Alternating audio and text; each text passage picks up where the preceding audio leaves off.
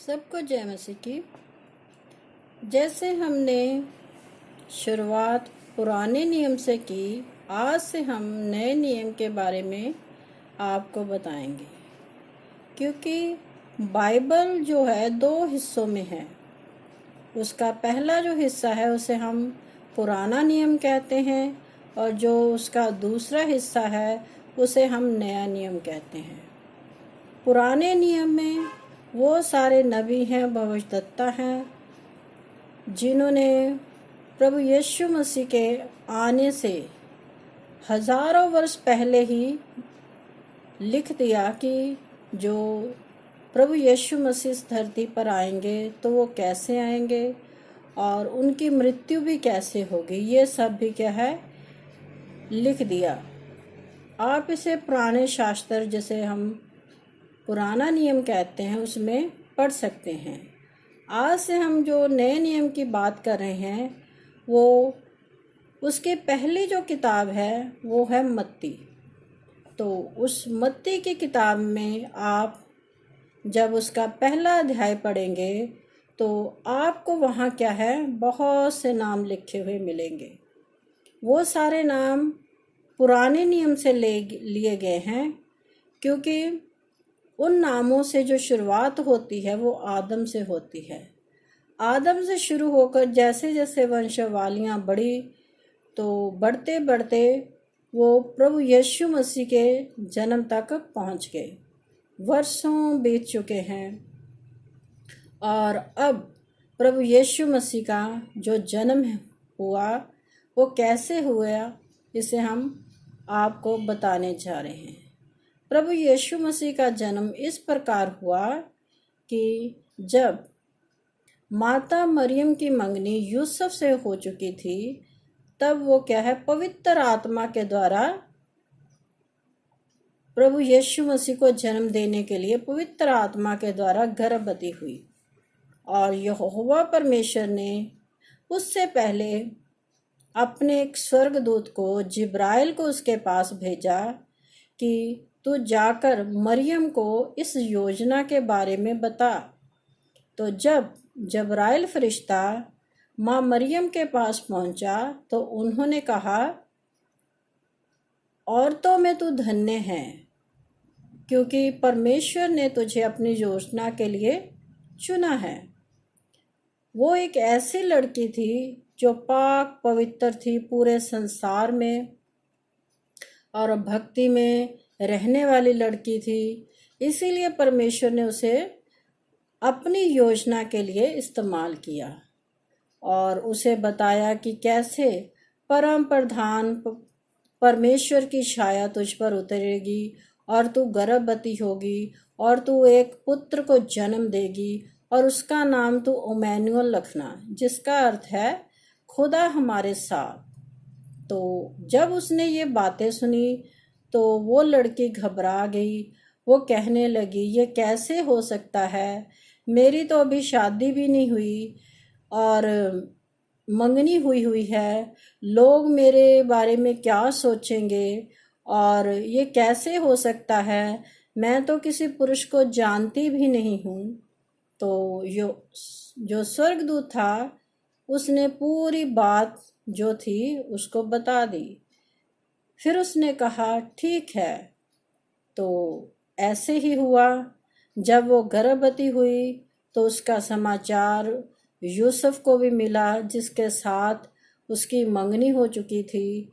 तो यूसुफ वो क्या था, एक धर्मी पुरुष था। पवित्र शास्त्र में लिखा है वो उसे बदनाम नहीं करना चाहता था, इसलिए क्या उसने सोचा कि मैं इसे चुपके से त्याग देता हूँ।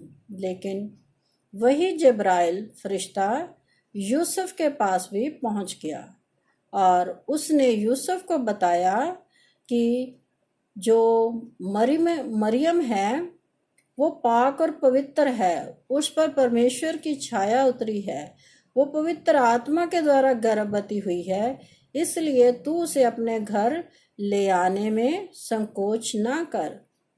तो जो यूसुफ था उसने स्वर्गदूत की बात मानी और माता मरियम को अपने घर में ले आया और आप पवित्र शास्त्र बाइबल में पढ़ते हैं कि जब तक प्रभु यीशु मसीह का जन्म नहीं हुआ तब तक वो उसके पास नहीं गया। और फिर ऐसा हुआ कि प्रभु यीशु मसीह के जन्म से पहले उन्हें क्या है, एक जगह से दूसरी जगह जाना पड़ा। तो फिर उस समय राजा क्या कर रहा था, एक कार्य करवा रहा था गिनती का, जिसे हम मर्दमशुमारी भी कहते हैं। तो सारे जो राजा के आसपास के शहर से उनकी गिनती ली जा रही थी पुरुषों की।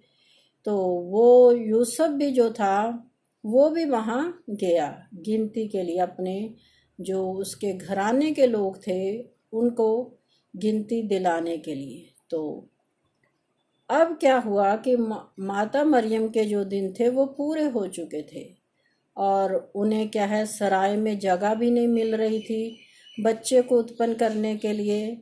तो उन्हें क्या है, एक गौशाला मिली जहाँ पर उन्होंने प्रभु यीशु मसीह को जन्म दिया।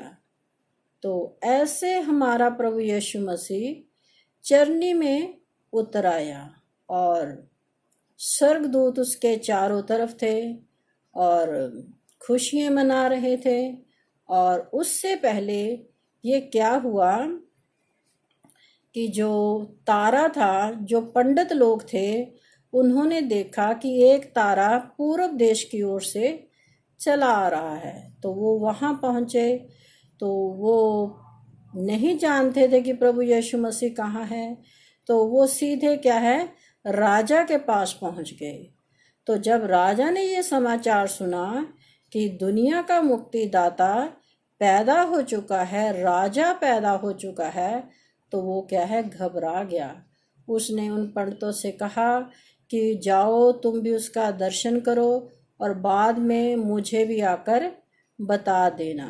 तो जब वो पंडित लोग वहाँ पहुँचे तो फिर स्वर्गदूत ने उन्हें कहा कि तुम उस प्रभु यीशु मसीह का दर्शन पाकर दूसरी ओर से चले जाना, राजा के पास मत जाना। तो उन्होंने ऐसा ही किया, प्रभु यीशु मसीह का दर्शन पाया और दूसरी तरफ से होकर चले गए।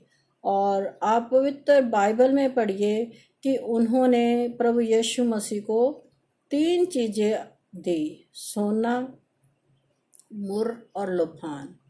सोना आप जानते हैं कि राजा को दिया जाता है। जब आप सुनते हैं कि पुराने ज़माने में जो राजा लोग होते थे एक दूसरे से जब भेंट करने के लिए, मिलने के लिए जाते थे, तो एक दूसरे को गिफ्ट देते थे सोने का। तो सोना क्या है, राजा को दिया जाता था और वो दुनिया का मुक्तिदाता था, राजा था, इसलिए वो 3 चीज़ें उन्हें देकर वहाँ से चले गए। और सबसे पहला जो प्रभु यीशु मसीह के जन्म का सुसमाचार मिला वो गडरियों को मिला। वो रात में क्या कर रहे थे, वहाँ अपनी भेड़ें चरा रहे थे। तो सबसे पहला समाचार उनको ही पहुँचा और प्रभु ने जन्म लेकर सबका जीवन क्या है, बदल दिया, हमारा आपका।